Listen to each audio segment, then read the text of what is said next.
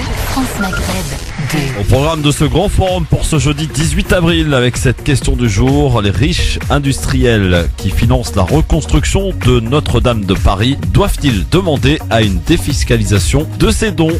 Eh bien, c'est la question que l'on vous pose et à laquelle vous répondez sur Facebook, France Maghreb 2, ainsi que sur Twitter, le grand forum FM2. On en parlera avec vous dans un instant. Philippe Bouriachi nous donnera aussi son avis. Le zapping est un grand libertad. Tiens, aujourd'hui, ça faisait longtemps. Vous aurez la possibilité tout à l'heure, à 17h25, de pouvoir, et ce pendant une petite demi-heure, nous appeler et nous dire ce qui vous interpelle dans l'actualité. Algérie, Notre-Dame de Paris, Libye, que sais-je encore, bref. Eh bien, vous pourrez vous exprimer comme d'habitude en toute liberté, libre antenne donc, tout à l'heure sur France Maghreb 2. C'est parti pour votre émission de référence. Ça s'appelle le Grand Forum, c'est sur France Maghreb 2 de 16h à 18h chaque jour.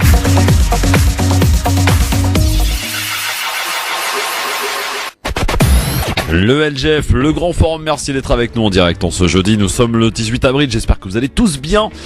On est ravis en tout cas d'être avec vous aujourd'hui avec ce magnifique soleil et qui nous présage d'ailleurs un très beau week-end.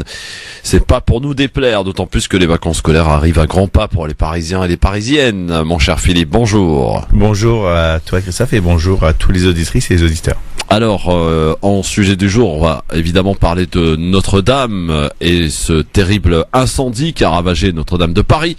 La France qui rend donc hommage à tous ceux qui ont réussi à sauver des flammes la plus grande partie de la cathédrale avant une cérémonie qui a lieu d'ailleurs en ce moment sur le parvis de ville de Paris.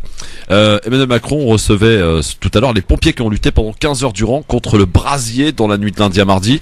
À noter qu'une soixantaine de pompiers sont toujours au chevet de la cathédrale pour éviter d'ailleurs que toute reprise de feu Notre-Dame, vous l'avez compris en attendant la reconstruction, eh bien il va être impossible d'organiser une quelconque cérémonie pendant plusieurs années. C'est inconvénient. Pourtant, le recteur de la cathédrale a bien une idée pour y pallier.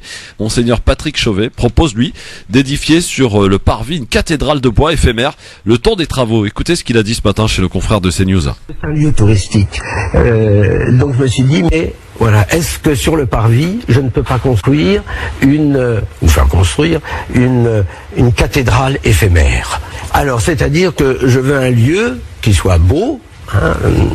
J'ai vu avec Madame Hidalgo, elle nous prête une partie du parvis. Il ne s'agit pas de prendre tout le parvis, naturellement. Il ne s'agit pas de refaire une autre cathédrale, mais je veux un lieu un peu symbolique, un peu attirant pour accueillir d'abord les touristes. Il y a 20 millions de personnes qui passent sur le parvis. Un lieu où il y aura des prêtres pour pouvoir parler. La finalité, c'est que la cathédrale est toujours vivante. Voilà, c'était le recteur de la Notre-Dame, donc Patrick Chauvet, qui s'exprimait chez nos confrères de CNews. Bonne idée, Philippe ? Bah, écoute, je crois qu'en ce moment où, je l'avais dit, je crois avant-hier, dans les tranchées d'unité et le moment solennel pour toute la nation, toutes les bonnes idées sont à prendre. Évidemment, il y a des fidèles qui ont besoin de se recueillir, qui ont besoin de communier. C'est un endroit important, chargé d'émotions, chargé d'histoire, pour toutes celles et tous ceux qui aiment notre ville, notre pays. Et il faut un endroit où les fidèles puissent se retrouver, où les touristes peuvent venir rendre visite, donner des offrandes, participer aux dons, et où tout un chacun peut échanger, apporter sa pierre à l'édifice. Donc oui, c'est une bonne nouvelle. La seule chose qui me choque, c'est juste le mot qu'il a utilisé, un lieu beau. Lorsqu'on est en communion avec l'Éternel, quel que soit le lieu, il n'y a pas besoin qu'il soit somptueux. Le Seigneur Jésus-Christ, pour les chrétiens, était un homme simple qui n'avait rien et qui ne voulait rien, qui avait besoin de rien, juste de l'amour des femmes et des hommes envers son prochain. Alors la question du jour aujourd'hui, ce sont ces riches industriels qui financent la reconstruction de Notre-Dame de Paris. Doivent-ils demander à une défiscalisation de ces dons? Eh bien, c'est la question que l'on vous pose. Et je dois dire que le résultat est sans appel. Vous dites non à 79%. Non. 79%. Vous continuez de voter sur Facebook, France Maghreb 2, sur Twitter, le Grand Forum FM2. Mon cher Philippe, qu'en penses-tu? Vos appels aussi au 01 40 33 9000. Ça fait polémique, hein. Oui, je comprends honnêtement que ça puisse faire polémique.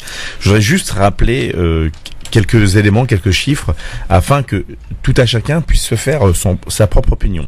Alors très rapidement, après l'émotion, vous avez la famille Pinault qui a annoncé poser sur la table 100 millions d'euros, puis tout de suite son concurrent, son rival éternel a surenchéri en disant moi je mets 200 millions, la famille Bettencourt-Meyer, L'Oréal 200 millions, Total 100 millions, JC Decaux 20 millions, Martin et Olivier Bouygues 10 millions, la mairie de Paris 50 millions, et on en parlera après, la région d'Île-de-France 10 millions. On est arrivé très vite à 700 millions, et donc moi sur les 700 millions, je voudrais bien que tout à chacun comprenne ce qui se passe avec cette histoire de défiscalisation. C'est que de toute façon, la cathédrale Notre-Dame de Paris est un bien de notre patrimoine, donc elle nous appartient à tous et à toutes, et donc les travaux, parce que si j'ai bien compris, il n'y avait pas d'assurance, les travaux, ça sera tout à chacun par le biais de nos impôts qui allons la payer. Alors on pourrait dire oui, mais vous comprenez, c'est violent ces chiffres-là par rapport à toute la misère, et surtout dans ces temps dans ce climat social très délétère ces dernières années, et c'est justifié et c'est humain. Sauf que sur les 700 millions qui seront donnés, en vérité, sur l'impôt propre, c'est 420 millions. Puisque nous allons, je vais prendre un exemple très simple, si ça coûte 1 milliard la réflexion de la toiture de Notre-Dame et de l'édifice, c'est les impôts qui vont payer, puisque ça nous appartient depuis la loi de 1905. Donc, sur ces 700 millions, je crois que tout est bon à prendre. Alors, on pourrait dire, oui, mais ils vont défiscaliser tant de sommes. Ils vont défiscaliser une certaine partie. Et une autre partie, les fameux 280 millions, ça, c'est quelque chose qui n'est pas défiscalisé. Et si eux le donnent pas, ça nous coûtera 280 millions en plus à nous. Alors, moi, ce que j'invite à tout à chacun, il n'y a pas de cause plus juste ou plus noble. Non, mais attends. Non, mais chacun voit midi à sa porte. Philippe. Non, mais c'est important quand même. Non, mais c'est important. Mais tu dis effectivement que ça sera défiscalisé éventuellement. Donc tu parles de 420 000 sur les 700 millions. Il y a 420 millions qui sont défiscalisables. Je dis pas qu'ils sont défiscalisés. Qui paye ça? Et de toute façon, nous. Donc voilà. C'est ce que je dis. Mais oui, non mais Christophe, je voudrais juste dire. Donc si on veut aller jusqu'au bout, c'est pour ça. Si on veut aller jusqu'au bout de sa générosité, on est un riche évidemment actionnaire, à la tête d'une entreprise. On souhaite donner 200 millions. Si tu veux vraiment être généreux jusqu'au bout, tu te prives de cette défiscalisation. Mais, alors.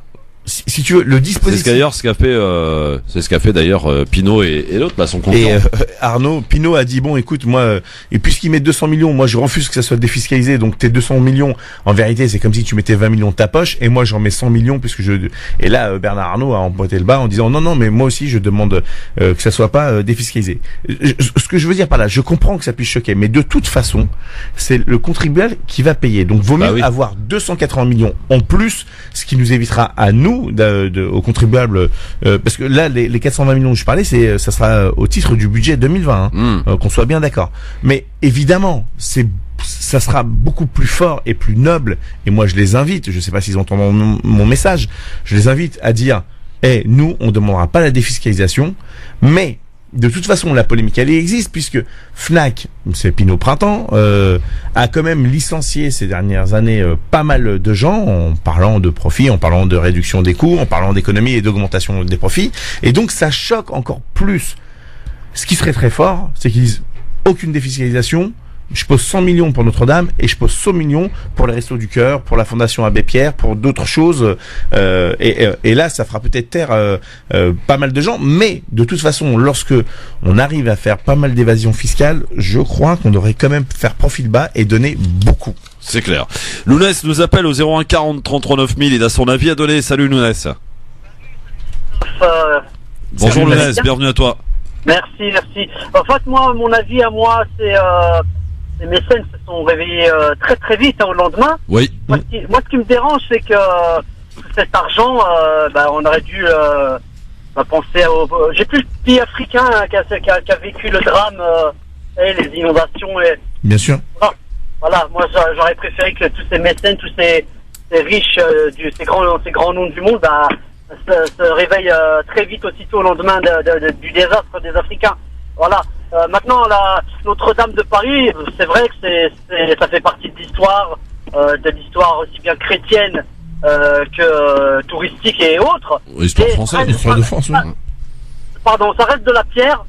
Et est-ce que l'histoire, continuer et que si elle a brûlé, ça fait partie de l'histoire. Moi, je suis très humain.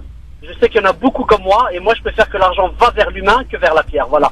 Après, tout ce qui est fait défiscalisation et tout ça, je pense que c'est pas mon domaine, moi. Voilà, je voulais intervenir pour ça. Bah, c'est fait, mon ami Lounès.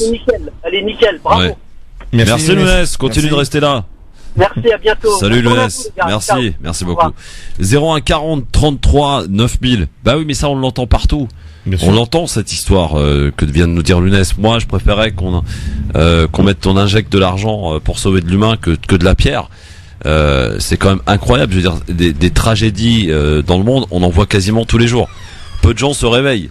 Là, effectivement, on peut constater qu'il y a un réveil massif de ces différents patrons à coup d'euros. Donc ça peut interpeller, donc ça interpelle et ça choque bien au-delà d'ailleurs, y compris c'est ce qui m'a surpris moi, y compris aussi ce genre de discours, on l'entend aussi dans la France profonde, vous savez, des gens qui sont aussi attachés à leur patrimoine et notamment, vous savez, à les fameuses églises de village, etc.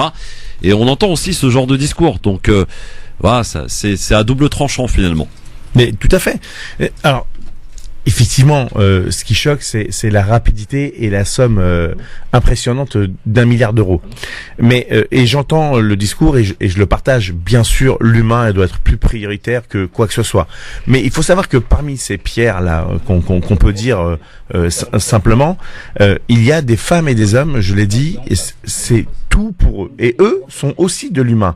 Donc quelque part, en gérant et en traitant l'affaire de Notre-Dame et de tous les lieux symboliques et forts de notre pays, de notre culture, on traite aussi de l'humain.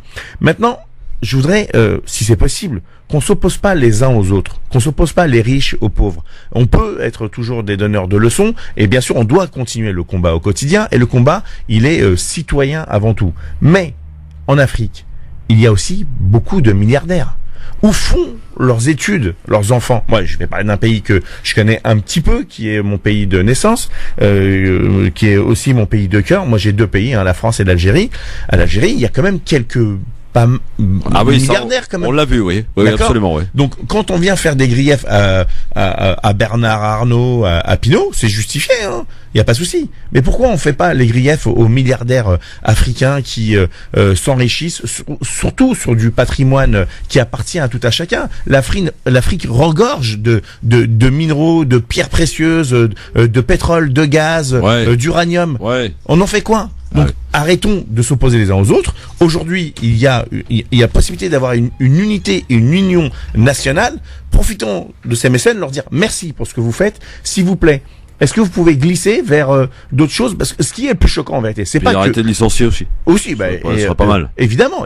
Mais ce qui est en vérité le plus choquant, moi, ce qui me choque, et je sais que je risque de perturber des gens, et je m'en excuse parce que c'est pas l'objectif, c'est plutôt la mairie de Paris, Madame Hidalgo, que j'apprécie au demeurant pour d'autres actions, qui dit nous on va débloquer 50 millions d'euros, alors que Paris regorge de centaines de milliers de gens qui vivent dans des conditions d'insalubrité vraiment indignes et inhumaines, qu'on a des milliers de SDF. Je vous rappelle qu'il y a 500 enfants qui dorment tous les soirs dehors à Paris. Ça, c'est aussi scandaleux. Et ça, on l'entend pas. Madame Pécresse, c'est beau ce geste que vous avez fait de 10 millions d'euros. Je vous invite fortement à continuer l'action qui était menée par votre prédécesseur, monsieur Jean-Paul Huchon, qui a soutenu les actions sociales, les associations, qui étaient aussi des emplois de relais et d'insertion et d'aide à toutes les associations et y compris aux gens les plus démunis. Bon, je vous rappelle, vous êtes bien sur France Maghreb 2 dans le Grand Forum, avec cette question du jour aujourd'hui. Les riches industriels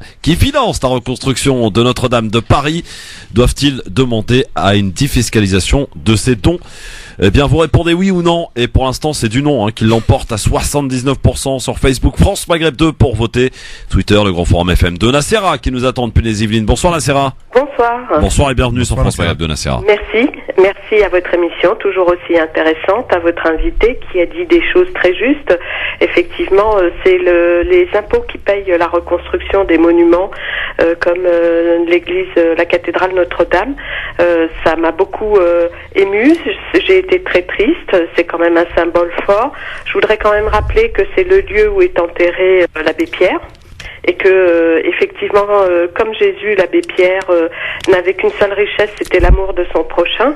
Donc je trouve très bien que les grosses fortunes aient fait ce geste, à condition qu'elles ne demandent pas la défiscalisation, ce qui n'a été fait que parce que le peuple s'est indigné de ces dons qui ont été mis en lumière comme si c'était quelque chose d'extraordinaire, mais quand on sait que monsieur Arnaud a 87 milliards de fortune personnelle, voilà, c'est pas quelque chose d'extraordinaire. D'autre part, je ne sais pas comment on va pouvoir vérifier si effectivement ils ne demanderont pas la défiscalisation, parce que ça ne concernera que l'année 2020, la défiscalisation. Donc d'ici là, ils peuvent le dire, mais peut-être qu'ils feront une demande de défiscalisation. On n'a aucun moyen de le savoir. Et puis, effectivement, j'aimerais bien que ça glisse aussi vers des gestes en faveur des plus démunis, des plus défavorisés, des enfants qui dorment dans la rue, 500 enfants, comme vient de le rappeler votre invité, Philippe. Moi, je suis vraiment émue par le fait que Notre-Dame, qui est un lieu de culte pour certains, donc ça m'émeut beaucoup que ce soit détruit, mais en même temps, je suis aussi émue autant par la détresse des êtres humains et notamment d'enfants, de femmes qui dorment dehors. Et je trouve ça incroyable que l'on ait réussi à réunir près d'1 milliard d'euros en moins de 24 heures. Donc je me dis que l'argent magique, il y en a. Alors c'est bien qu'il y en a pour Notre-Dame, mais ce serait bien qu'il y en ait aussi pour d'autres actions et qu'on ne laisse pas son prochain, comme le voulait l'abbé Pierre, à la rue. Bien sûr, comme le voulait bien avant l'abbé Pierre, un homme, le Seigneur des chrétiens, des catholiques, des protestants et des orthodoxes, Jésus. Je voudrais juste dire par rapport à une remarque que tu as faite. Alors, rappeler cette histoire de niche et sur le mécénat. Alors, en effet, la niche mécénat offre 60% de réduction sur l'impôt. 66, je crois. Non, puis-je aller jusqu'au bout? Oui, non, mais je crois que je rectifie aussi. 66. Non, puis-je aller jusqu'au bout? Oui, bien sûr, bien sûr. Merci. 60% de réduction de l'impôt sur les sociétés et c'est plafonné à 0,5% du chiffre d'affaires, avec la possibilité de bénéficier d'un échelonnement sur l'avantage fiscal sur 5 ans. Donc ça sera pas que sur 2020, ça peut arriver sur 2021, jusqu'à 2025. Et 66% de réduction de l'impôt sur le revenu pour les particuliers dans la limite de 20% de leur revenu imposable. Voilà, ça c'est un premier point. Parce qu'on avait évoqué le chiffre de 90% soufflé par mon ami Abdel Salem, mais c'est uniquement en cas de trésor national. Et Notre-Dame de Paris n'est pas considérée, en tout cas n'est pas intégrée dans le trésor national. Donc je voudrais m'excuser des propos qu'on a pu tenir et sur l'aiguillage en erreur, et donc ça a pu encore choquer d'autant plus. Il faut rappeler l'histoire de Notre-Dame. Notre-Dame a accueilli sur plusieurs siècles successifs des vagues de gens qui migraient des régions ou externes, et donc ça a été, ce n'est pas qu'un lieu d'office ou de pèlerinage, ça a été aussi un lieu d'accueil. Elle a nourri, aidé et protégé beaucoup de personnes. Donc cette ferveur chrétienne qui existe dans l'âme de Notre-Dame, qui existe dans la religion chrétienne, celle de l'aumône, celle de l'offrande, celle du don, celle du partage, celle de la main tendue vers le pauvre, donne la miséricorde du Tout-Puissant, de l'Éternel, de Dieu. Donc, je vais pas juger ces personnes-là. Effectivement, j'applaudirai à demain, et je pense que de toute façon ils vont tous le faire, parce que sinon, pour leur marque et l'image de marque de leur marque, ça risque d'être catastrophique. Meyer-Bettencourt va suivre le même pas et ne vont pas demander décemment la défiscalisation. Mais je veux surtout pas qu'on essaie de s'opposer entre nous, parce que, comme je l'ai rappelé tout à l'heure, même sur cette histoire de défiscalisation, même si c'est des pois chiches dans le couscous pour eux, parce que lorsque vous êtes multimilliardaire et que vous donnez 100 millions, franchement, c'est comme quand nous, on va acheter un pack de lait. Ces gens-là, ils ont tout intérêt, et y compris pour leur marque, parce que certains le font sûrement sur un coup de marketing et de pub gratuite, puisqu'on parle évidemment. Mais peut-être que tout le long de l'année, ils font aussi autre chose. Ouais. Il y a un général qui va être nommé. On sait ce qu'ils font, hein. Ils licencient, ils font de l'évasion fiscale, ils font ceci, cela. Évidemment. On sait très bien ce qu'ils font. Évidemment. On va pas prendre leur défense ici. Non, je vais pas prendre leur défense. Surtout pas moi en plus. Je vais pas prendre leur défense. Je dis juste que. Et je voudrais profiter de cet instant, alors c'est peut-être opportuniste, pour appeler à l'union et l'unité nationale. J'ai vu des juifs, des musulmans, des bouddhistes, des tamouls, des non-croyants, tous avoir un pincement au cœur en voyant ces flammes. Et rappelle-toi, Christophe, la première réaction que j'ai eue, moi, j'ai eu peur pour mes frères et mes sœurs musulmanes en disant, oh bordel, ils vont tous morfler. Heureusement que c'est pas ce qu'on a imaginé le pire. Et là, on est tous du même sentiment. Profitons de son sentiment solidaire, parce qu'il y a les imams de France qui ont appelé à la solidarité. Mais je vais te dire, je crois que la chose la plus forte qu'on a entendue, Christophe, c'était en direct sur ton émission, ça a été ce jeune qui travaille, qui est couvreur de profession, et qui a dit, moi, je vais venir donner de mon temps personnel pour reconstruire. Bénévolement. Et ça vaut les 100 millions, hein. Facile. Franchement, sérieusement, oui. Bien plus que la symbolique. Le type, il dit, j'ai pas, si j'avais, je ferais. Mais j'ai un truc que je sais faire avec mes mains, j'ai du courage, j'ai du temps, je promets de le mettre à contribution. Et ben, moi, j'en appelle à tout le monde, tous et toutes, hormis, bien évidemment, la cathédrale, à le faire tout le temps. Et je t'assure que si on était tous dans cette dynamique, comme il nous l'a montré, je crois que il s'appelait Nasser, c'est ça? Ouais, je sais plus. Si on était tous dans la dynamique qu'il a fait, on vivrait nettement mieux tout le temps. Ouais, mais bon, ça me paraît utopique, moi, tout ça. Mais bon, mais je l'entends. Je suis d'accord avec tout ce que vous avez dit. J'avais dit effectivement aussi que c'est surtout l'enseignement de Jésus qui a suivi l'abbé Pierre. Donc effectivement, c'est pas que l'abbé Pierre, mais c'est l'enseignement de Jésus qui incite et qui indique qu'il faut être charitable envers son prochain. Vous avez bien fait de rappeler que c'est un lieu notamment d'accueil pour toute personne, tout être humain. Notre-Dame. D'ailleurs, ils ont repassé le film hier et ça rappelle effectivement que c'est un lieu d'asile avant tout, donc oui, il y a toute cette symbolique.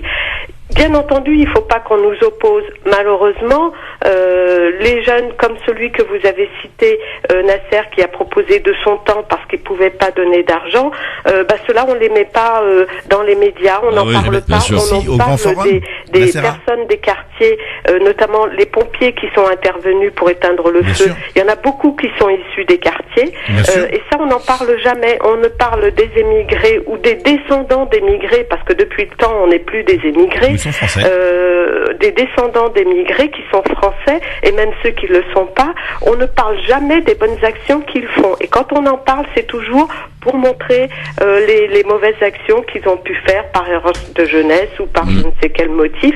Donc oui, c'est bien, mais il faut... Nassera, je suis obligé de te contredire. Tu dis on n'en parle jamais, on en parle très peu. Regarde dans l'émission, et c'est pas pour faire du lèche-botte à Montelier, à Christophe, on en a parlé, il n'hésite pas à mettre les talents de notre pays, de la diversité de notre pays en avant. Alors, emboîtons le pas à tous ceux qui mettent un mouchoir là-dessus, et on verra bien dans quelque temps ce qu'il en est. Tu sais, alors je vais pas faire mon BHL de service, mais je pense. Non. Ton BHL de service, tu t'en vas.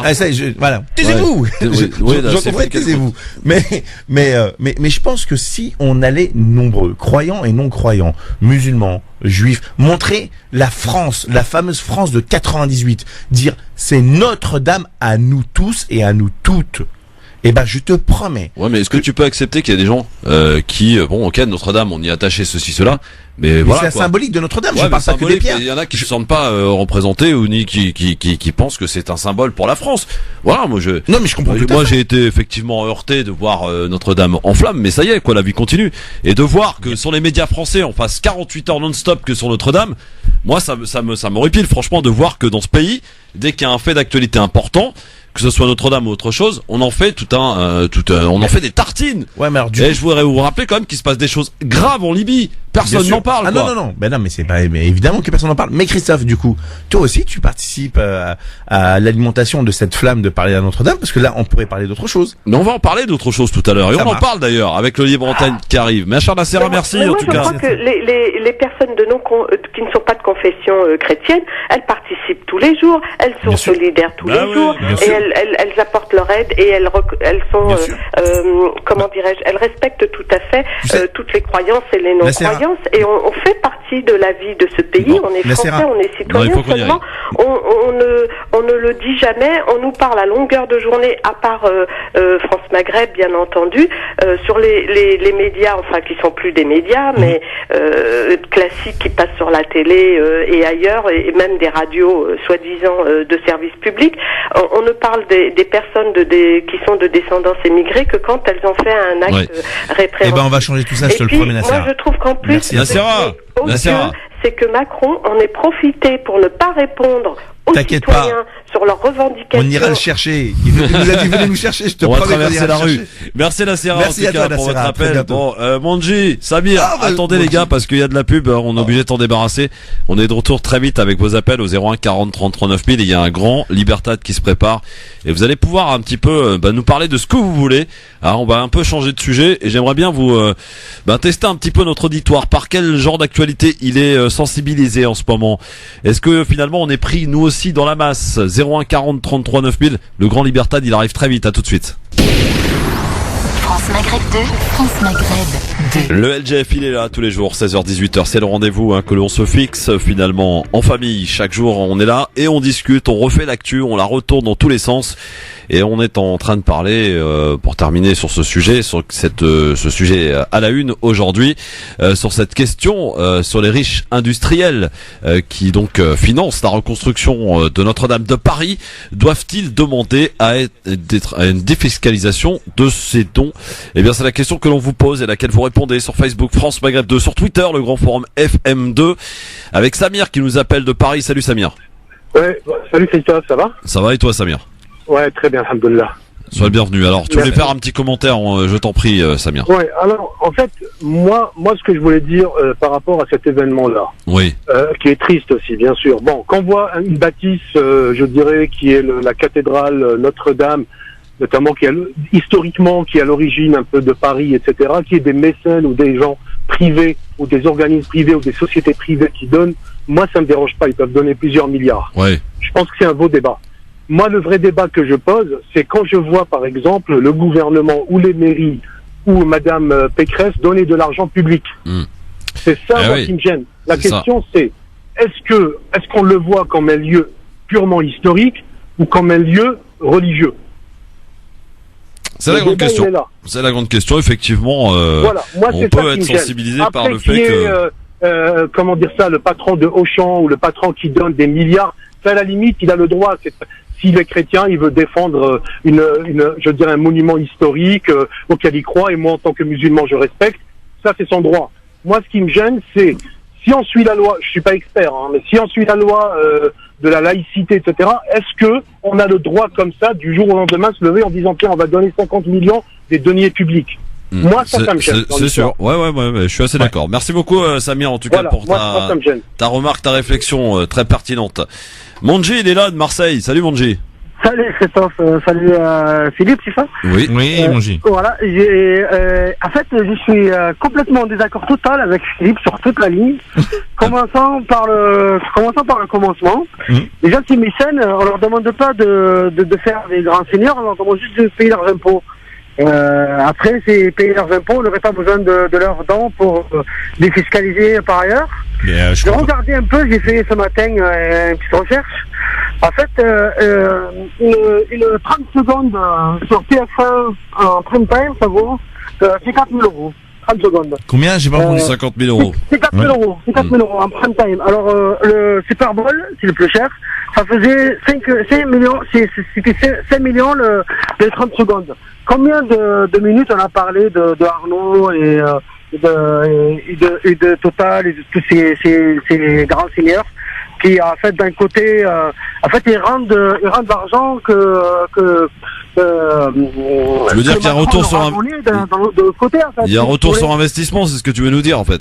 Exactement, parce que regardez, par exemple, sur la question des gilets jaunes, les grandes sociétés, de suite, ils ont emboîté le pas à Macron, parce qu'ils ont reçu, et ils ont donné tous des primes à leurs salariés, mais les gilets jaunes, ils n'étaient pas des salariés des grands groupes. Moi, personnellement, ça fait 15 ans je suis dans la même boîte, je suis dans cette boîte, eh ben, ils m'ont pas donné une prime de fin d'année, mais les sociétés des CAC 40, ils ont emboîté le pas à Macron directement. Il leur a demandé de donner des primes, et à un moment donné, en fait, c'est donnant, c'est juste un retour sur investissement, si on peut appeler les choses comme ça, et c'est payer une page de publicité extraordinaire pour pas grand chose, en fait, à vrai dire, c'est il faut défiscaliser et tout, parce que moi je crois pas à cette histoire de défiscalisation. Je fais juste un point, si vous permettez, Philippe, s'il vous plaît. Juste une question. Moi, voilà, moi je suis d'accord pour qu'on aille tous dire oui Notre-Dame et tout ça. À la vérité, je le dis, c'est que Sanaa, c'est une ville classée patrimoine de l'humanité, est en train d'être détruite par les armes françaises. C'est là qu'on doit mettre le point, c'est-à-dire que ce malheur qui a touché Notre-Dame le sensibilise à d'autres lieux qui sont beaucoup plus... tu pourrais parler aussi de l'Irak, hein, qui est vraiment un berceau de l'humanité, qui a été entièrement détruit, la Syrie. Par des armes françaises. Ouais. J'espère que cette prise de conscience-là, c'est ça là de prise de conscience que je veux. Ouais. C'est pas qu'on aille pleurer sur les pierres.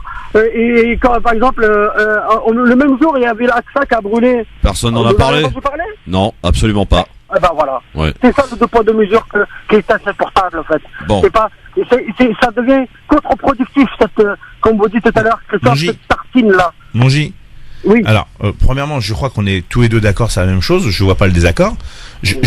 Non mais sur le fait que les riches, très riches, doivent payer beaucoup pour compenser que les pauvres ne doivent payer rien, ça c'est une évidence, que tout le monde doit payer son impôt justement et éviter l'évasion fiscale puisqu'elle est de 100 milliards d'euros par an.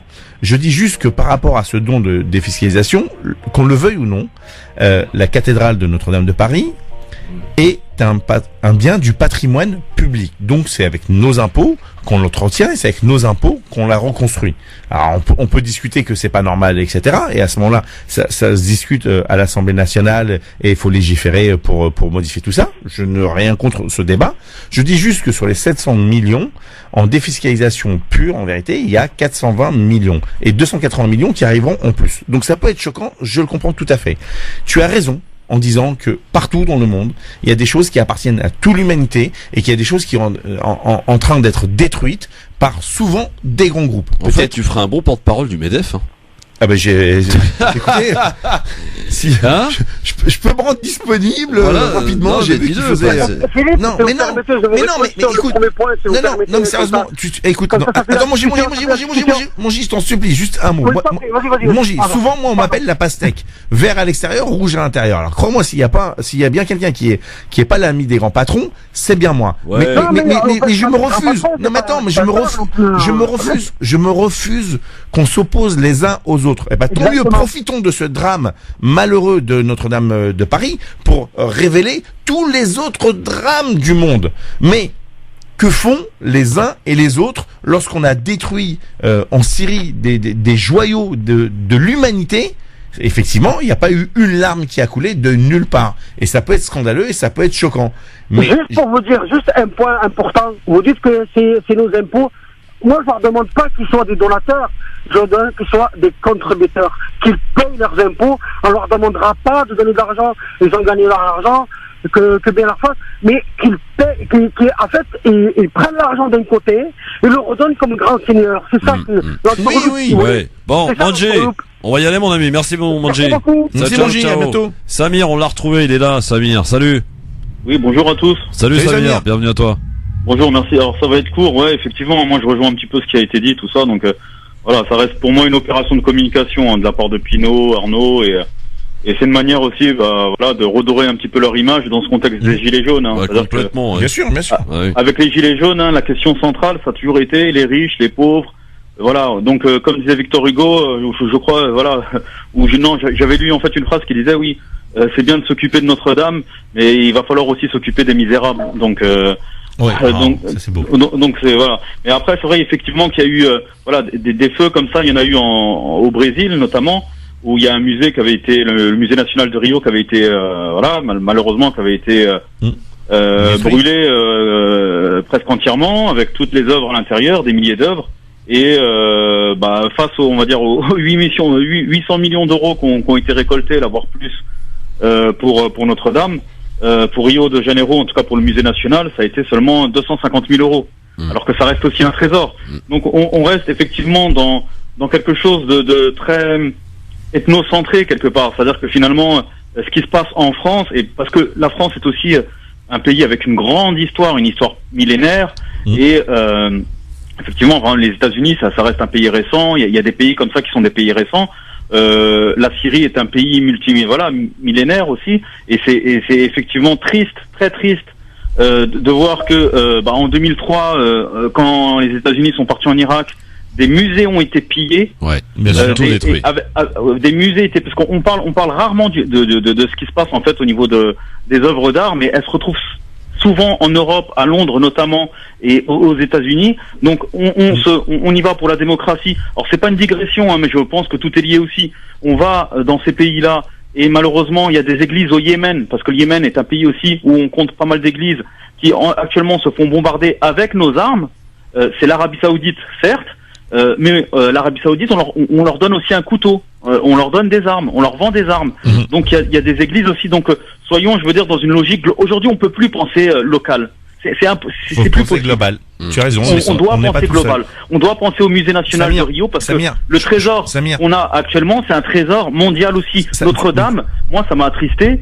Parce que c'est aussi un patrimoine de l'humanité. Samir, avant d'être un patrimoine pour les chrétiens. Samir, pendant la première guerre du Golfe, est-ce que tu sais quel est le seul ministère qui n'a pas été vandalisé et pillé par la foule en Irak? Celui notamment lié aux énergies, peut-être, je sais pas. Affirmatif, au pétrole. C'est le seul qui n'a pas été pillé. Donc tu mets le doigt sur quelque chose de réel. Mais ça, c'est un combat au quotidien. Et c'est pas seul qu'on le fera, c'est tous ensemble. Ouais. Et essayons. Alors, je vais pas être le gardien et le porte-parole du MEDEF. Merci pour le tacle, Christophe. Je te le rendrai. Mais essayons, dans ce moment d'unité nationale, de mettre en exergue toutes les problématiques de misère sociale telles que l'aurait voulu l'abbé Pierre, telles que l'aurait voulu Jésus. Tout à fait. Alors, merci, je suis d'accord avec toi. Oui. Et juste pour terminer, s'il te plaît, Christophe, parce que Samir, peut-être un jour, et j'écoute pas toujours, parce que j'écoute quand je peux, et j'adore ton émission. Il y a les podcasts. Mais ouais, il y a les podcasts, et même sur YouTube, Philippe, on retrouve les émissions aussi. Oui. L'idée, c'est qu'on puisse aussi parler, parce que moi, ton invité que je connais pas, mais dont la voix m'est un peu familière, parce que je crois qu'il est souvent invité à ton émission. L'idée, c'est que moi aussi, rassembler les gens, ne pas les opposer, c'est quelque chose qu'il faut faire, effectivement. Mais quand on a la responsable de l'UNEF, quand on a des gens, en fait, qui représentent certes qu'eux-mêmes, et qui sont peut-être minoritaires, mais on vit, en fait, dans une société où on va extraire, comme ça, des expériences, des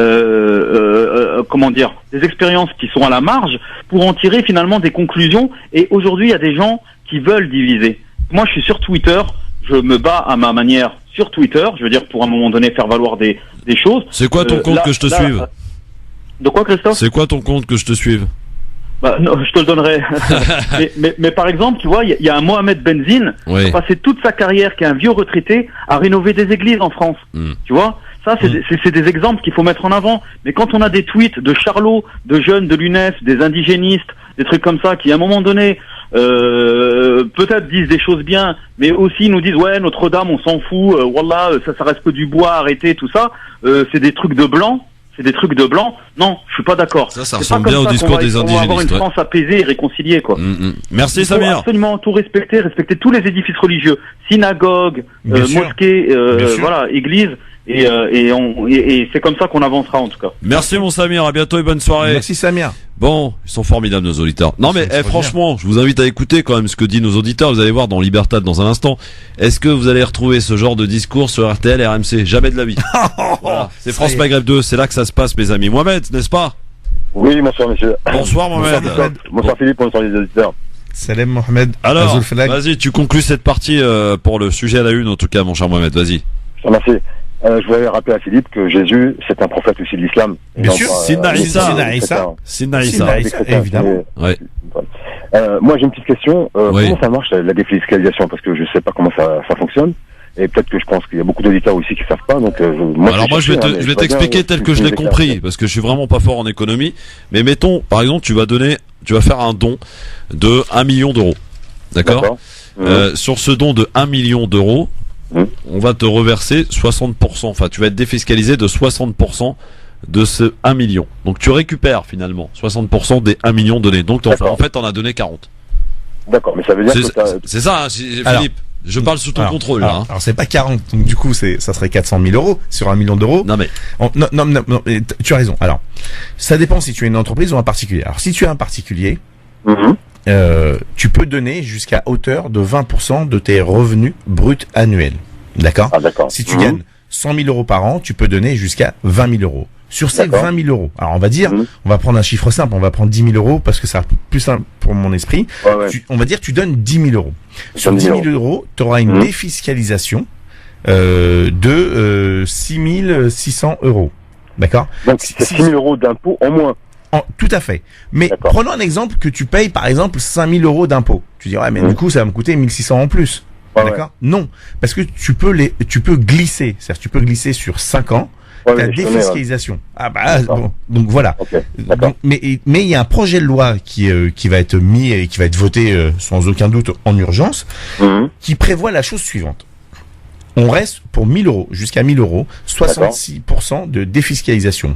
Et au-delà des 1 000 euros, ça sera 75%. Ah ouais. Ah oui. Ah bah oui. Ah, ils sont pas que bêtes à côté, hein. Donc voilà comment se passe la défiscalisation.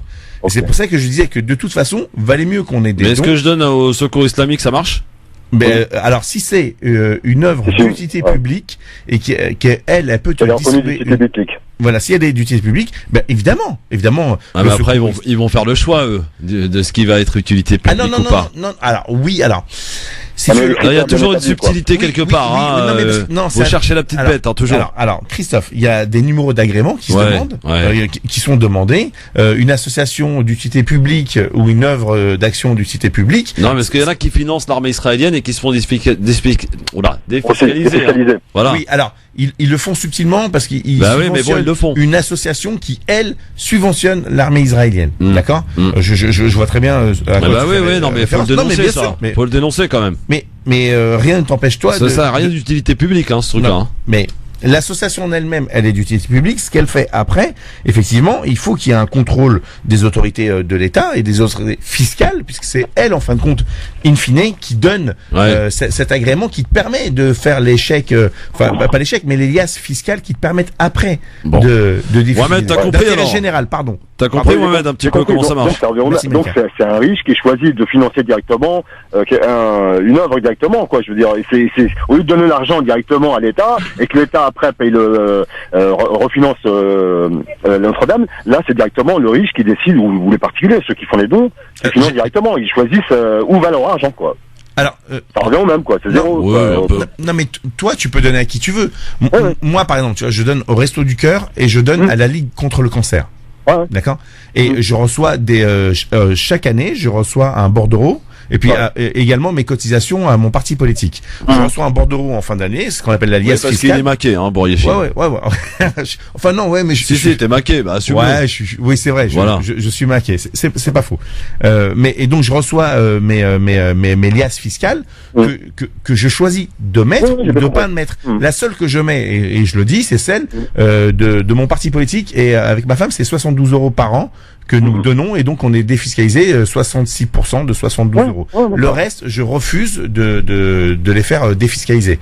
Et pour la Ligue contre le cancer, donc je donne 50 € par an, et pour le secours populaire. Il fait de la politique, le Bourriachi. 50 €. Bien, j'ai bien compris. Bah oui, alors, ce que je voulais dire, c'est que après, on a tous des compassions sélectives. Oui, absolument. Voilà. Et les milliardaires, comme le simple particulier, comme le simple prolo, bah c'est la même chose, quoi. Bah oui. Bien sûr, il y a des gens qui préfèrent aider des animaux plutôt que des hommes. Tout à fait. Il y a des gens qui préfèrent aider quelqu'un à l'autre bout du monde, une association ou je sais pas quoi à l'autre bout du monde, et leurs voisins ils sont pas capables de l'aider, quoi. C'est vrai. Non mais t'as raison, Mohamed, c'est ça. Non mais c'est ça. Mais les jugeons pas. La contradiction humaine. Non, mais les jugeons pas. Mais si, on les juge, voilà. Ben non, mais il appartient à chacun de faire ce qu'il veut, il est libre. Mais du moment qu'il fait. D'accord, alors Philippe, je te reprends. Vas-y. Il n'y a pas de problème. Il appartient à tout le monde de faire ce qu'on veut. Mais alors pourquoi on va venir me reprocher parce que moi je vais donner des noms à la Palestine? Et on va me le reprocher, et tu le sais. Qui? Tu sais qui va me le reprocher? Mais bien sûr. L'État va me le reprocher. Toute la bien-pensance va me le reprocher.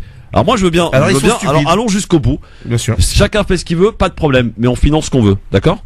Complètement. Voilà. Mais d'ailleurs, il y a une cagnotte qui a été lancée en ligne pour la mosquée d'Al-Aqsa, qui a subi un incendie et dont personne n'a parlé. Je voudrais juste rendre hommage à Malika qui me dit voilà, c'est une association d'intérêt général et tu peux faire des reçus fiscaux. Voilà. Merci Mohamed en tout cas merci, pour. Merci Mohamed. Bonne soirée, merci pour vous Salut Mohamed. Voilà, on a appris des choses. Bon. Allez, zapping, avant le Libertad grandeur nature aujourd'hui. Si on prend 100 millions d'Africains. D'un remplacement de population. Bon ben voilà. Parce que les mots bamboula, d'accord, ça développe. Maintenant, moi, très franchement, je vois un barbu Angela Barr. La réimmigration, c'est le départ des immigrés. Réellement le déradicaliser, est-ce que c'est possible? Donner une bonne dose de cheval. Je me sens très bien. Si la connerie se mesurait, il servirait de maître étalon. Alors dans le zapping aujourd'hui, messieurs dames, sur France Paragraphe 2 dans le LGF, pour commencer ce zapping, notre Premier ministre, une autre polémique qui fait couler beaucoup d'encre, c'est ce fameux concours d'architecture pour reconstruire Notre-Dame, plus précisément comment ça s'appelle, le clocher là. Oui, le clocher. Voilà. Voici que la flèche, voilà. Eh bien, le Premier ministre Édouard Philippe s'en est expliqué. Le défend, ce concours. Un concours international d'architecture portant sur la reconstruction de la flèche de la cathédrale sera organisé. Voilà, donc c'est bien, concours d'architecture, sauf que ça plaît pas à tout le monde. Les espoirs à propos de la flèche et de sa reconstruction de François Bayrou à présent. Il est content. J'espère que dans le concours, il y aura la flèche comme elle était, que Viollet-le-Duc avait dessiné, comme l'avaient dessiné les créateurs, les maîtres du XIIe et du XIIIe siècle. Il l'avait repensé. Il l'avait repensé. Bon, voilà. Voilà pour François Bayrou. Et puis à propos à présent des mesures qui sont pas encore connues mais qui devraient être annoncées dans les tout prochains jours en réponse évidemment au grand débat et en direction des Gilets jaunes mais aussi envers les Français de Emmanuel Macron, le président Gérard Collomb, l'ancien ministre de l'Intérieur, aujourd'hui maire de Lyon, vient encore une fois avec peut-être ses conseils pour Macron. Écoutez. Ce n'est pas une série de mesures qu'il faut égrener, c'est plutôt un cap qu'il faut pouvoir donner. Je pense, si vous voulez, qu'il faut relier ces propositions entre elles, parce qu'autrement, cela fait un peu réponse à chaque catégorie. Gérard Collomb, voilà, il est tranquillement sur son canapé, il a savouré ce qui s'est passé par la suite, il est parti au bon moment, visiblement. Voilà, Gérard Collomb. Dans un instant, mon cher Philippe, tu vas te confronter aux auditeurs. À moi? Ah oui, toi. D'accord, ok. Voilà. Vous pourrez en tout cas, mesdames, mesdemoiselles, messieurs, nous appeler ici sur France Maghreb 2 dans le grand forum et en toute liberté réagir sur le sujet de votre choix. Nous faire part de votre commentaire, de votre avis, de votre analyse. 01 40 33 9000. N'hésitez pas, faites-vous plaisir. Un Libertad grandeur nature comme on en avait pas fait depuis longtemps. À vous de jouer. 01 40 33 9000 parce que les auditeurs ont le pouvoir dans cette émission et le peuple a la parole. France Maghreb 2, France Maghreb 2. Oui, on est là, messieurs, dames, pour le LGF au quotidien sur France Maghreb 2 avec Philippe Bourriachi aujourd'hui pour m'accompagner au 01 40 33 9000. Nous ouvrons le standard maintenant pour un immense Libertad qui va vous conduire tranquillement jusqu'à 18h et c'est vous qui allez faire le programme, parce qu'on commence à être fatigué, les vacances approchent, etc. C'est ça. Voilà, donc c'est à vous de faire le programme, c'est vous qui allez nous appeler et allez nous donner vos ressentis sur une actualité qui vous interpelle. N'hésitez pas, voilà, toutes les actualités, on les prend et on en discute ensemble au 01 40 33 9000. Je n'en oublie pas évidemment la question du jour qui est riches et à propos des riches industriels qui financent la reconstruction de Notre-Dame de Paris. Doivent-ils demander à une défiscalisation de ce don? Eh bien, vous répondez oui ou non sur Facebook France Maghreb 2 ainsi que sur Twitter, le grand forum FM2. Commençons donc à ouvrir le bal de ce grand Libertad avec Mohamed qui nous appelle de Marseille. Bonsoir Mohamed. Bonsoir. Bonsoir, de quoi allez-vous nous parler mon cher Mohamed? Donc, de l'actualité et je vais essayer aussi de proposer quelque chose pour voir si c'est possible de le faire. Eh ben, c'est bien. J'ai été choqué parce que en fait j'écoute très très très régulièrement votre radio. Oui. Et il y a quelque chose qui m'a choqué. Donc monsieur, je crois que c'est Philippe, c'est ça? Oui, c'est lui. Donc je sais pas, bonsoir. Donc je sais pas si c'est lui exactement qui t'a invité hier et qui avait commencé son introduction en disant, en voyant l'incendie, a eu une très forte pensée aux musulmans pourvu que ça soit pas venu d'eux. Oui, c'est moi et c'était avant-hier, je crois. Oui. Ah, voilà. Donc, franchement, j'ai été choqué d'entendre ça parce que c'est quelque chose. Enfin, je suis choqué en tant que musulman. Je suis choqué d'entendre que la première pensée arrive là, que la première chose on se dit pourvu que ça soit pas un musulman, pourvu que ça soit pas un islamiste, pourvu. Ça m'a vraiment choqué. Alors je te pose la question, Mohamed. Est-ce que toi, tu te l'es posé ou pas la question? Non, du tout. J'ai vu les flammes. Je me suis pas du tout posé la question. En fait, c'est quelque chose qu'on peut se poser, notamment en regardant BFM, et toutes les chaînes d'infos comme ça qui sont à sensation en disant, on sait pas si c'est un attentat ou on sait pas quoi pour attirer l'attention des gens. Mais j'ai vu que Notre-Dame brûlait. Je me suis dit, qu'est-ce qui se passe? Et attendons de voir qu'est-ce qui va se passer réellement, quelles sont les choses. Mais la première pensée qui vient. J'ai pensé à nos amis musulmans, ça m'a choqué. J'ai pas dit mes amis, j'ai dit mes frères et mes sœurs musulmans et musulmanes. Voilà, mes frères et sœurs musulmans. Parce que, après, pourquoi cette pensée-là? C'est que maintenant, aujourd'hui, j'ai l'impression qu'aujourd'hui, dès qu'on voit qu'il y a quelque chose qui brûle, qui se casse ou quoi que ce soit, pourvu que ce soit pas un musulman. Oui, mais tu as entièrement raison. Bien sûr que cette phrase, elle est ultra choquante. En fait, tu dois être choqué de ton choc. Ouais. Voilà, ça m'a un petit peu choqué, ça m'a un petit peu interpellé, surtout sur France Maghreb 2. Où j'ai plutôt l'impression qu'on nous défend que... Mohamed, alors premièrement, mes propos n'engagent que moi. Ça c'est un premier point, ça n'engage ni Christophe ni France Maghreb 2, loin de là. Et tu as remarqué que la seule émission de radio libre aujourd'hui, c'est le Grand Forum. Et donc sur le Grand Forum, il y a aussi des femmes et des hommes, dont je fais partie, qui ont aussi le droit d'avoir leur propre opinion. Et cette opinion, il faut pas que tu la vois au contraire comme un choc. Moi, je te jure que ma pensée, elle était saine. Avec ce climat, écoute, tu as bien vu dans les débuts qu'est-ce qui s'est passé chez les Gilets jaunes. Au bout de la deuxième manifestation, moi j'étais choqué à CNews où il y avait une journaliste qui dit oui, c'est les mêmes techniques que les frères musulmans. Donc vraiment, mais regarde ce week-end, il y a eu un débat entre BHL et l'autre, j'ai oublié son nom. Golnaden. Tout de suite, il y a eu le mot islamiste radical. Même quand tu vas acheter ta boulangerie, il faut qu'on parle de ça. Et donc, on est dans une atmosphère islamophobe en France depuis quelques années. Il faut aussi le reconnaître. Moi, je combattrai l'islamophobie de toute ma force jusqu'à mon dernier souffle. Et ça nous imprègne, cette islamophobie rampante, gagnante autour de nous. Tout le monde en fait. Hein. Aussi, Manuel Valls était censé être un mec de gauche. Il n'y avait pas plus mot haineux envers la population musulmane que cet homme-là. Donc, à un moment donné, moi, qui suis très proche de la communauté musulmane, et tout ce qui arrive en mal sur la communauté musulmane m'atteint évidemment. Et éternellement, j'ai envie de dire. Et donc, la première chose quand j'ai compris et que c'était sérieux, qu'il s'agissait de Notre-Dame et que je voyais ces flammes, donc je me rendais compte que c'était quelque chose de vraiment important. Je pensais pas que ça pouvait être un groupe électrogène. Et je me suis dit, on sait pas encore. Oui, on sait pas encore. Mais je me suis dit, pitié, pourvu que ça soit pas ça. Parce que là, les islamo-fascistes, les hystériques, parce que c'est eux les islamo-fascistes, c'est pas des fous furieux qui font des choses en leur nom et qui portent atteinte et préjudice à la communauté musulmane. Et je le redis du fond du cœur que l'islam est une religion d'amour, de paix et de tolérance. Et ceux qui ne le savent pas et qui comparent que l'islam ça peut être l'inverse, ce sont des ignorants. Et ben ma première pensée a été à mes frères et mes sœurs musulmanes, dire là les chiens sauvages, tu sais, ceux qui sont très forts derrière leur clavier, ils vont se réunir en meute et il va se passer des choses très graves.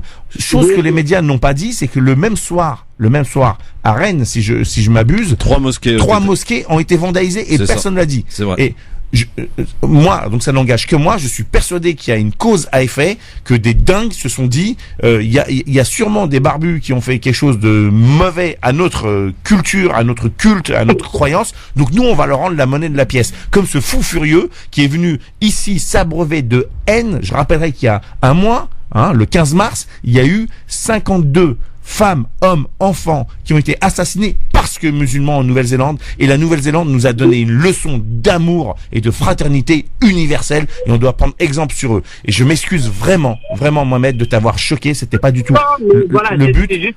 Mais qui marque un petit peu, je suis désolé de vous couper, c'était juste quelque chose qui marque un petit peu de dire voilà que la première pensée c'est aux musulmans. Après je peux comprendre, en donnant une explication comme ça je peux comprendre. Je vais juste clôturer, enfin, je veux proposer quelque chose. Alors on vous écoute pour la proposition, Mohamed, parce que ça aussi c'est important de proposer aussi. Hein. Bien sûr. Ben, en fait, par rapport à l'actualité et la reconstruction. En fait, moi, j'ai pas beaucoup d'argent et je veux me reconstruire. Si je propose une cagnotte, est-ce que vous pensez que 50 millions de Français ou quelques Français vont me donner 1 euro? Donc, c'est la question que je me pose. Est-ce qu'une personne, alhamdoulilah, moi, j'ai pas besoin, mais si une personne pauvre demande qu'on participe à une cagnotte, même à 1 euro ou 50 centimes, est-ce qu'on va pouvoir récolter des fonds ou pas du tout? Pour venir, attendez, j'ai pas bien saisi. C'est-à-dire, est-ce que si on ouvre une cagnotte pour, par exemple, le cas particulier de quelqu'un qui est en difficulté, c'est ça, Mohamed? Est-ce que ça va marcher? Est-ce qu'on va avoir le même succès que Notre-Dame? Bien sûr que non, et tu connais la réponse. Tu connais, bien sûr que non. Et moi, j'ai une pensée à toutes ces organisations humanitaires qui œuvrent pour aller sauver la famine dans le monde ou aider les pauvres, ne serait-ce qu'ici en France, et qui galèrent à récupérer quelques milliers d'euros pour venir à bout de leur projet. Et quand ils voient ça, c'est vrai que ça leur fait quelque chose. On peut les comprendre quand même. Merci Mohamed, en tout cas de la propos. Et... Merci à vous et bon Ramadan qui approche. Et à bientôt et merci de nous donner la parole. Et le Ramadan sur France Maghreb 2, hein, Mohamed, hein. Nulle part ailleurs. Hein. Plaisir. Bon, merci, je compte sur toi, attention. Et Merci, fais passer le message aux amis aussi du côté de Marseille. 01 40 33 9000, il y a un collègue du LGF que tu ne connais pas encore, mais que tu vas bientôt rencontrer, il s'appelle Nasser Lagili. Salut mon Nasser. Salut, c'est Christophe, comment va? Eh ben écoute, ça va très bien mon Nasser, je suis ravi de t'entendre et surtout j'aimerais bien te voir. J'aimerais bien te voir là d'ici peu. Oui, il n'y a pas de problème, il n'y a aucun souci. Déjà, je voudrais saluer aussi Philippe. Voilà, et en même temps, je voulais intervenir, Christophe, parce que bon, j'ai entendu le débat qu'il y a eu sur la question de l'islamophobie en France, etc. Oui. Moi, je vais être un peu provocateur. Après, il faut être réaliste, Philippe. Avec ce qui se passe en France, aujourd'hui, est-ce que nous, on ne mérite pas ce qui se passe réellement? Quand on voit que les gens des quartiers populaires, les gens issus de la communauté musulmane aujourd'hui, ne vont pas faire leur devoir de citoyenneté. Et aujourd'hui, si les politiques de notre pays se permettent de fonctionner de cette manière-là, ça veut dire d'attaquer l'islam au quotidien, c'est tout simplement parce qu'ils savent très bien qu'il n'y a pas de rapport de force qui existe en face. Aujourd'hui, il est là le problème. Si on avait vraiment une force politique en France, et au-delà de dire que les musulmans ne peuvent pas faire de politique, etc., c'est juste les représentants de la communauté musulmane. Aujourd'hui, on n'en a pas. On a que des pantins. Donc c'est ce qui nous amène aujourd'hui à être dans cette difficulté.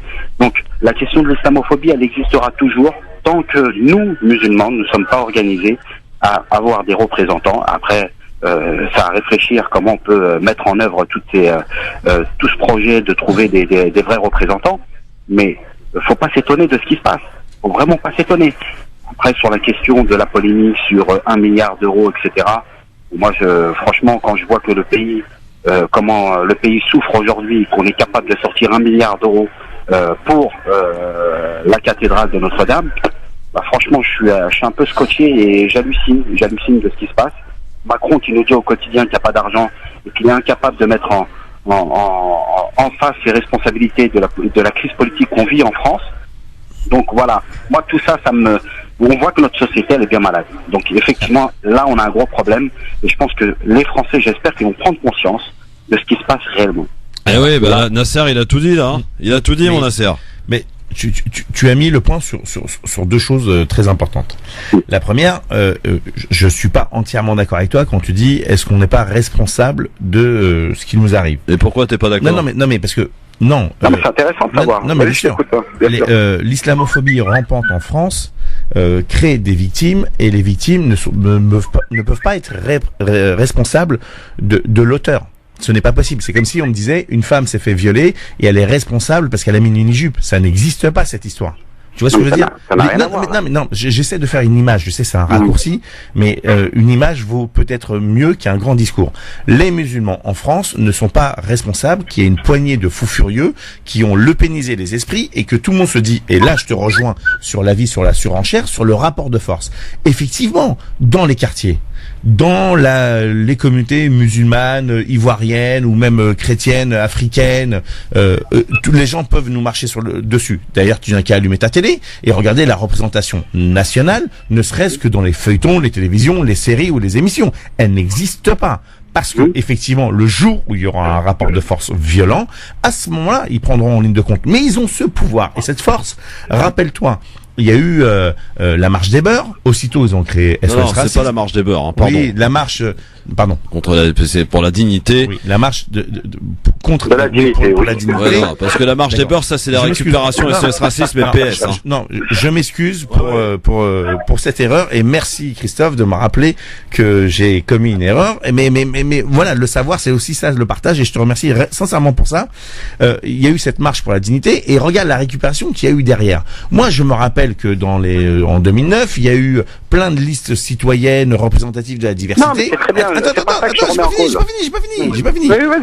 Et rapidement, il y a la force des pouvoirs politiques qui se disent, attends, là, on risque de vaciller, et d'aller chercher les leaders et leur dire, bon, toi, tu vas être adjoint au maire à la jeunesse, adjoint au maire au quartier, adjoint au maire à ceci, cela, et pour ne pas dire des mots vulgaires. Et rapidement, lorsque tu t'aperçois, Che Guevara disait que tout homme a un prix, tout dépend le nombre de zéros que tu mets en face. Le jour où tu auras des gens, et j'en suis sûr que t'en fais partie, parce que de toute façon tous ceux qui viennent au LGF sont complètement désintéressés et ils le font de manière amicale et fraternelle. Ça j'irai pas jusque là, j'en sais rien. Désintéressés, comment ça? Explique-toi, parce que désintéressés financièrement. Tous les chroniqueurs viennent de manière bénévole et donc quand tu viens de manière bénévole, faut t'entendre, c'est-à-dire que t'es pas intéressé financièrement. Et si t'es pas intéressé financièrement, c'est déjà un bon début de construction pour le don de la collectivité que tu vas faire. Et tu as raison, et je le dis régulièrement, et je leur dis, s'ils vous traitent comme des paillassons, c'est effectivement, vous avez une infime part de responsabilité, mais vous n'êtes pas responsable de ça. Parce qu'ils ont tout fait pour nous écurer du chemin initiatique de la politique. Et nous ont dit au-delà de ça, Philippe, au-delà de ça. Dis-moi. Là, tu me dis la question de l'organisation. Prenons juste un simple exemple. On peut avoir une force en France. Bien sûr. Mais quand tu vois que dans, exemple, le vendredi, la prière du vendredi, t'as plus de 7000 personnes, 8000 personnes. Quand tu vois les représentants des mosquées en France, tu te poses quand même des questions. Quand tu vois que ces mêmes représentants des mosquées aujourd'hui invitent les politiques qui crachent sur l'islam tout au long de l'année via les médias, quand tu vois Pupponi aujourd'hui, quand tu vois Valls, quand tu vois tous ces politiques... Valls, il y a 2 ans, qui allait à la mosquée. Qui profitent de ces mosquées pour aller faire leur propagande politique, pour en faire une tribune. Et qu'on a des représentants religieuses aujourd'hui qui cautionnent ce genre de problème. Oui, donc, mais voilà, on peut s'en vouloir qu'à soi-même. Donc aujourd'hui, qu'est-ce qui empêche dans chaque mosquée ou dans chaque ville, dans chaque quartier, de se réunir ensemble, de passer 1 heure, 2 heures, toutes les femmes, tous les hommes de bonne volonté, et de dire, et si on choisissait par secteur, par quartier, des représentants, puis on crée des comités locaux qui, eux, votent pour un représentant de la ville, et du département, et de la région. Un truc vraiment démocratique, qui est initié par les gens. Je vais être clair avec toi, soyons pas dupes. Moi, personnellement, je te le dis, aujourd'hui, les politiques aujourd'hui, ils préfèrent que ça soit géré par des gens du bled. Excuse-moi d'utiliser ce terme-là, mais prendre des pères de famille parce qu'ils veulent la paix sociale et parce qu'ils savent très bien que c'est des gens qui vont pas être confrontés aux hommes politiques de leur commune. Donc eux, ça les arrange d'avoir ces personnes-là. Oui, mais on est obligé d'accepter ça. Comment? Est-ce que nous sommes obligés d'accepter ça, que les autres choisissent pour nous? Pose-toi la question, pourquoi aujourd'hui les mosquées aujourd'hui elles sont gérées par ces personnes? Pourquoi on n'a pas réussi à le faire depuis des années? Moi je vois exemple à Gennevilliers, et je vois des autres communes, ils sont tous dans le même problème. Ils ont exactement le même problème, faut être réaliste. Bien sûr. Demain tu récupères cette mosquée, le lendemain tu as un arrêté de la ville qui va te bloquer sur certains points. Voilà, ils peuvent t'arrêter tout projet au sein de ta commune. Soyons réalistes. Évidemment. Bon, c'est vrai. Écoute Nasser, mais il n'y a aucun combat facile. Non, il n'y a aucun combat facile, ça c'est vrai.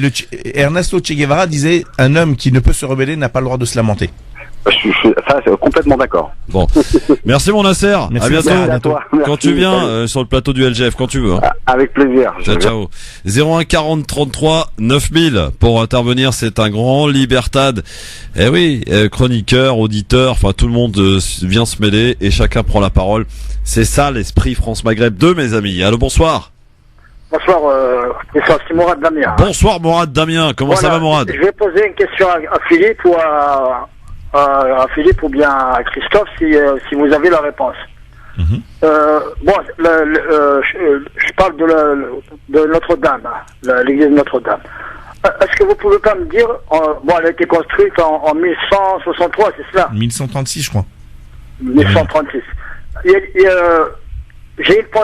eu combien de personnes qui sont mortes pour la construction de cette église? Beaucoup. Est-ce que vous avez le chiffre? Non, j'ai pas de chiffre. Non. Je ne sais pas si quelqu'un l'a, mais je pense un paquet. Ouais, beaucoup. Oui, parce que moi je pense à ces gens-là qui étaient peut-être corvéables, et merci, hein. Je participerai à la souscription nationale, rien que pour ces personnes-là. Parce que qui sont mortes, hein, parce qu'ils ont la foi, etc. Donc j'aurais une pensée. Si je donne quelque chose, c'est une pensée. C'est pas parce que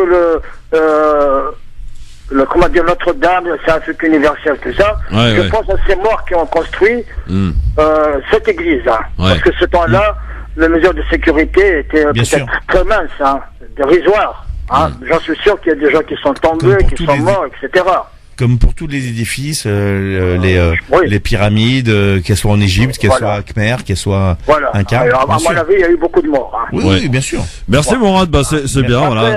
Je vais dire une autre chose sur l'Algérie. Oui, l'Algérie. C'est quelque chose qui a fait polémique, parce que quand j'entends par exemple dans le forum, qu'il y a des gens qui disent que le président de Bouteflika c'était un grand président. Hein. Oui, il y en a qui le disent. Attendez. Oui. Vous savez combien il touche un handicapé, l'allocation adulte handicapé? Elle est de 20 € mensuels. Les personnes âgées, c'est de 15 € mensuels. Et il se permet de nous construire une mosquée qui coûte des milliards. Nous n'avons pas de centre culturel, etc., etc. Et aujourd'hui, on nous dit que cet homme-là, c'est un grand homme. Hein. Et en plus, je vais dire à Philippe, en 2001, sous le règne de Bouteflika, il a donné l'ordre de tirer à balles réelles sur des manifestants où il y a eu 126 morts. Ce sont des jeunes. Est-ce qu'on pense à cette répression-là? On n'en parle pas. Il faut en parler. Voilà. Merci Mourad. Merci à toi. Voilà. Merci du côté d'Amiens. Voilà Mourad. 01 40 33 9000 sur France Maghreb 2, c'est le Libertad grandeur nature. Évidemment, c'est vous qui faites les sujets. C'est très intéressant, les réflexions que vous nous faites. Allô, bonsoir, qui est avec nous? Bonsoir Christophe. Bonsoir. Ah, je crois reconnaître un certain Daoud. Exactement, comment vas-tu? Comment il va mon Daoud? Ça va et toi? Très bien Daoud. Je salue également Philippe. Salam Daoud. Oui, je vais changer de sujet là, comme c'est bientôt la journée de la fête des mères. Ouais. Ah, c'est quand? C'est le 26 mai je crois. Ah oui, on en le 26 mai, c'est le jour du vote. Du jour du vote. Voilà. Ouais. En fait, je voulais parler d'une chose récurrente. Et surtout, je pense à une dame âgée, là, une Marocaine, qui, franchement, c'est dur pour elle. Donc, c'est récurrent, c'est depuis des années. J'aimerais avoir une pensée à toutes ces femmes maghrébines d'un âge avancé, avec des enfants restés tout seuls en France, à cause d'un père à la retraite parti au pays d'origine. Se remarier. Il y en a beaucoup. Il y en a beaucoup. Exactement. Alors s'il y a quelqu'un qui peut donner des tuyaux, je suis preneur. Donc pour cette dame, s'il y a effectivement, c'est un sujet malheureusement qui suscite beaucoup d'inquiétude concernant ces femmes effectivement qui se retrouvent en fin de carrière à la retraite et le mari lui décide de se barrer puis d'abandonner toute la famille pour aller se remarier. On en connaît tous autour de nous, hein. Voilà. Pour être clair, il y en a beaucoup qui décident effectivement et en plus ils se remarient avec pas des femmes de leur âge, hein, des femmes beaucoup plus jeunes, hein. Beaucoup plus jeunes. Après, je ne sais pas. Vous savez, tous les goûts sont dans la nature, mon cher Daoud. Hein. Ça, je me permettrai pas de juger le physique. Hein. Je m'y refuse, en tout cas. Ayant un physique imparfait, voilà. Je serais bien mal placé. Bon, en tout cas, merci mon Daoud. Merci à toi. Daoud, est-ce que tu as encore ta maman près de toi? Oui. Est-ce que tu pourrais lui faire un bisou pour moi? Parce que moi, le 26 mai, je pourrais pas le faire à la mienne. Voilà. J'aimerais aussi avoir une pensée à tous ces enfants qui, ce jour-là, ne pourront pas fêter avec leur mère. Donc si elles sont proches de vous, n'attendez pas qu'elles soient plus là pour leur dire que vous les aimez. Ouais, Philippe, là, je suis tout cœur avec toi. Et je sais que c'est très difficile. Et t'inquiète pas, je n'oublierai pas de faire ça. Merci mon Daoud. Merci Daoud. Merci. Voilà. Bon, 01 40 33 9000, c'est France Maghreb 2, on se met la pub. Et puis on termine tranquillement ce Libertad. Ah, j'aime beaucoup ma Libertad. Je sais pas ce que t'en penses Philippe, mais c'est du lourd. C'est du lourd. À tout de suite. Merci d'être avec nous, le LGF, le grand forum avec ce Libertad grandeur nature avec Philippe Boriachi sur France Maghreb 2 et je crois qu'on est avec Samira. Bonsoir Samira.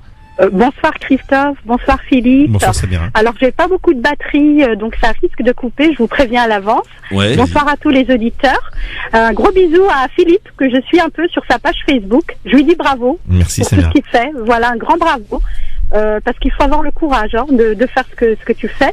Et j'ai des échos d'Orly, des grands-parents, des parents d'une patiente à moi à Champigny. Et j'ai des échos pas terribles sur ce qui passe dans ta ville. Voilà, Oui, en gros. Alors, ce que je voulais dire, moi, je suis dans l'humain. Christophe, je suis sage-femme, et dans mon quotidien, c'est Le plus terrible. beau métier du monde. Voilà, et c'est terrible, tout ce que je vois au quotidien. Et donc, alors, pour la cathédrale Notre-Dame, j'ai été très peinée, évidemment, comme tout le monde. Mais je ne participerai pas. En tout cas financièrement, spontanément, j'ai pas envie, parce que de ce que je vois au quotidien, je suis catastrophée. Donc sans aller voir d'un point de vue extérieur dans le monde, mais d'un point de vue national. C'est-à-dire que moi, dans mon métier, je vois des gens faire des poubelles, des gens, voilà. J'ai une patiente il y a 2-3 ans qui est sortie avec un bébé à J3, J4, et quand elle est sortie, j'ai été la visiter dans un parc. Parce qu'elle n'avait pas de chez elle. Voilà. Et donc, alors qu'il faisait 0 degré, moins 2 degrés, moins 3 degrés, je suis restée au téléphone avec le SAMU social de 17h jusqu'à 20h30. Et on n'avait pas de solution pour cette maman avec un bébé. Donc, c'est non-assistance à personne en danger. Et quand le service social, on me disait, il n'y a pas déjà d'hébergement possible, madame, il y a plein d'autres cas comme cette dame. Bref, donc, si vous voulez, Christophe, je suis étonnée qu'il y ait d'un côté qu'on arrive à amasser autant d'argent aussi rapidement, alors que malheureusement ce qu'on vit au quotidien, de par notre métier, donc moi ma profession, et de voir voilà qu'il y a des gens mal logés, des personnes dans la rue, des enfants, des femmes enceintes. Le monde ne va pas mal, c'est pas possible. Là, j'en viens à ce que dit Nasser. Le monde ne tourne pas rond. Moi, il faut qu'on m'explique. Moi, je vous assure, j'en viens à déprimer, quoi. Je me dis, mais il y a un truc. Dernièrement, j'ai vu une jeune femme d'une trentaine d'années, faire les poubelles, et je l'ai interpellée en lui disant, mais qu'est-ce que vous faites? Et elle m'a expliqué, elle m'a dit qu'après avoir touché le RSA, qu'elle avait plus rien, et qu'elle était. Et donc, qu'est-ce qu'elle m'a répondu? Elle m'a dit, mais madame, vous pensez que si j'avais de quoi me nourrir, il n'y a pas plus grave et plus affligeant que de faire les poubelles. Bien sûr. Mais j'ai été choquée. Et donc, le monde va mal. Voilà qu'on m'explique, parce que qu'on arrive à lever autant d'argent, la mairie de Paris arrive à débloquer 50 millions d'euros, je crois, pour rénover la cathédrale, qui est un monument, un beau monument, mais le côté humain, c'est ce qu'on attend, le côté humain, il n'y a rien qui est fait. Donc voilà, je personne de sensé ne peut vous contredire, hein, Samira. Bien sûr. Voilà, personne. Voilà, mais qu'on nous trouve une explication, Christophe. Ça va mal, le monde va mal, il y a un problème d'un point de vue national, hein, sans parler de bien ce sûr, qui se passe, j'ai bien compris. ce qui se passe dans le monde. Et puis c'est pareil. Alors ce que je voulais dire aussi, les associations. Alors il y a plein d'associations, hein, évidemment, Baraka City, Besséma de France, l'association Lilo Câlin pour les enfants malades, etc. Mais alors, les associations, quand on les appelle, ou les gens qui doivent faire des dons, ils nous disent, ah non, je peux pas me concentrer à telle cause, parce que je soutiens déjà cette cause. C'est un problème, moi ça me pose problème. Parce que si tout le monde aidait, si on était tous unis, si toutes les associations entre elles étaient unies, et qu'on donnait de la même façon 10 euros, 5 euros, 4 euros, il y aurait plus de malheur dans le monde. Bien sûr. C'est ce que j'ai expliqué à la dame que j'ai eu au téléphone. Je lui ai dit, mais Atika, je suis pas d'accord avec toi, t'es en train d'aider des gens à se loger, mais tu peux quand même parrainer cette association, tu peux l'aider, tu peux la montrer, non, elle y arrive, oui. Alors, oui, Philippe, pardon, excuse-moi. Pour les associations en question, moi je voudrais bien sûr tirer mon chapeau à tous les bénévoles des associations qui donnent de leur temps, qui sont pas avec leur famille. Je vais te donner un exemple. Par exemple, moi avec avec Farid Chibouti, mon pote sur Orly, puisque tu me suis souvent, tu le vois souvent avec moi, on fait nous essentiellement de la récupération d'habits, de chaussures qu'on redistribue à des familles orlysiennes. Saint-Étienne, mais qu'on distribue aussi à d'autres associations sur Créteil. Moi, je pense à mon amie Linda Boursouf avec le Créteil au cœur, et d'autres personnes sur Orly, et éventuellement aussi les Restos du Cœur. Et une fois, il y a quelqu'un qui m'a fait une grief, à juste titre, en me disant oui, mais pourquoi vous faites pas d'alimentaire? Et je leur dis, nous, on n'a pas un laboratoire pour pouvoir préparer les sandwichs et autres, on n'a pas de chambre froide, et c'est quelque chose de bien spécifique. Et il y en a d'autres qui le font déjà mieux, parce qu'ils ont un rouage, ils ont une structure, ils ont des locaux, ils ont une organisation, ils ont des bénévoles qui sont dédiés à ça, et je pense que ça peut être complémentaire. Et ne pas faire de grief forcément pour dire oui, mais alors toi tu fais du don alimentaire, pourquoi tu fais pas en même temps du vêtement? Parce que c'est une autre logistique, il faut avoir des équipements, des locaux, des véhicules adaptés. Oui, tout à fait. Surtout l'alimentaire, il y a des contrôles sanitaires, etc. Mais moi, Philippe, en fait, quand je dis solidarité, bon, moi je suis une grande humaniste, hein, c'est donner de l'argent, 2 euros, 3 euros, 5 euros. On dépense de l'argent. Facebook, il y a n'importe quoi, les fringues, le parfum, etc. Mais il faut penser aux autres, il faut penser à ceux qui ont faim, à ceux qui dorment dehors. Si tout le monde donnait, puis si toutes les associations se faisaient la pub l'une et l'autre. Je vous dis ça pourquoi? Parce que j'ai contacté Muslim Run France. Je leur ai demandé de faire la pub à l'association Lilo Câlin qui aide les enfants à se faire opérer. Ils l'ont pas fait. J'ai contacté Baraka City, ils l'ont pas fait. Et ça me contrarie. C'est normal que ça te contrarie, ça te révolte. Je participe financièrement avec eux. Je leur dis, mais pourquoi vous le faites pas? C'est-à-dire mettre en vision, vous avez des grosses pages Facebook, vous faites une fois de la pub à telle association, qu'est-ce que ça vous coûte? Qu'est-ce que mettre en avant une autre association que la vôtre, une fois de temps en temps dans votre page Facebook, qu'est-ce que ça vous retire à vous? Et ça, voilà, moi je suis merci voilà, Samira. Merci voilà. Samira. En tout cas, je sais que Christophe l'a fait. Oui, tu l'as fait, Philippe, c'est super. Mais c'est normal. C'est normal, voilà, c'est de la normalité. Voilà, puis ce qui est normal n'est plus normal. Tu rappelles l'association que tu soutiens? Lilo Câlin. Lilo Câlin, des sœurs et frères de cœur. Voilà. C'est une association française qui existe depuis 3 ans et qui aide les enfants du Maghreb, du Maroc et de l'Algérie, gravement malades, c'est-à-dire dont le pronostic vital est engagé. Donc c'est des vies qui sont sauvées, à les ramener en Turquie, parce que ça coûte moins cher et qu'il n'y a pas le problème de visa. Et ils sont soignés, donc c'est des choses concrètes et des vies qui sont sauvées. Merci Samira. Voilà. Merci, à très vite. Merci à vous, merci beaucoup. Et la batterie. Que vous faites, bravo. J'ai du mal à vous avoir, j'ai appelé plus de 30 fois Philippe. Il y a du monde, Christophe. Merci, c'est normal, il y a du monde, Samira. Au revoir. Et la batterie, elle a tenu, c'est formidable.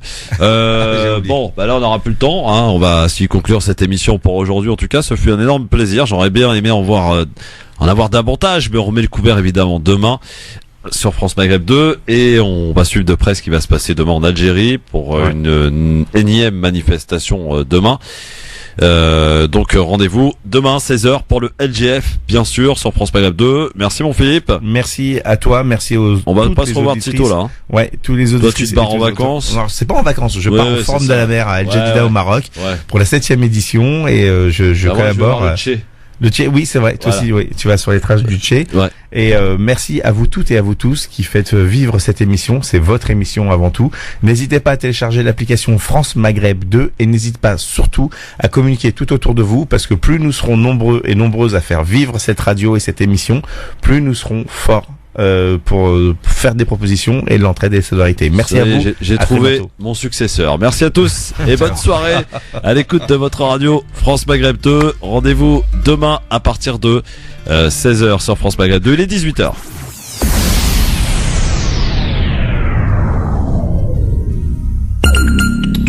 Dans un instant, l'excellent Medjed pour la suite des programmes jusque 20h. Pour l'heure, c'est le rappel de l'actualité en ce jeudi soir. Bonsoir.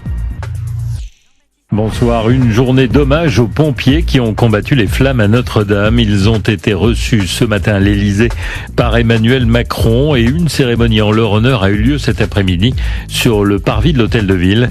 Cérémonie qui vient de s'achever. Anne Hidalgo et Christophe Castaner se sont ensuite rendus à pied sur le parvis de la cathédrale.